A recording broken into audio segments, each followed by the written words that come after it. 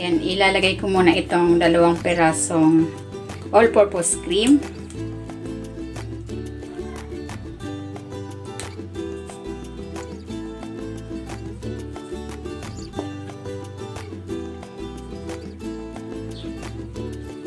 At itong isang lata ng condensed milk.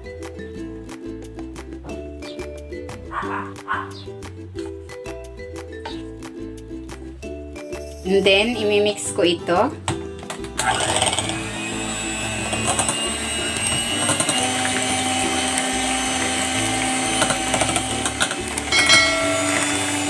Ayan, nag-double na yung volume. Okay na ito.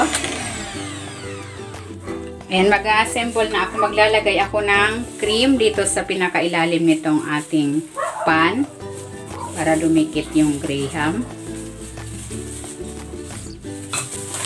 And then, maglalagay na ako ng graham crackers. O yung pinaka-corner, puputulan ko para mag-swak siya dun sa kanto. Ayan.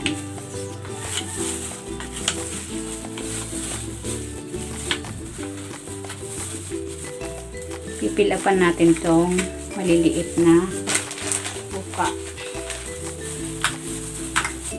And then, maglalagay uli ako ng cream.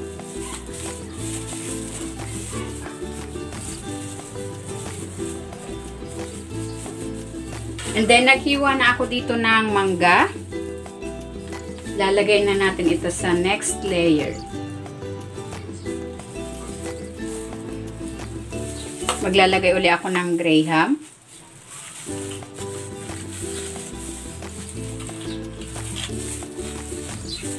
Lalagay uli ako ng cream.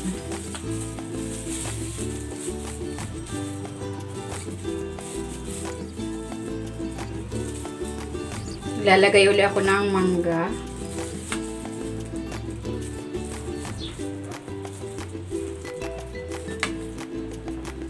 Tungan natin uli ng graham.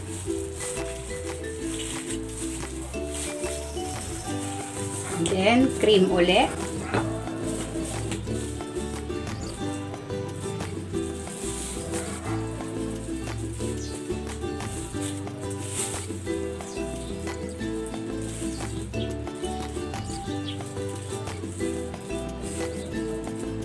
Ayan, okay na itong ating mango graham. Ilagay natin ito sa chiller for 3 hours.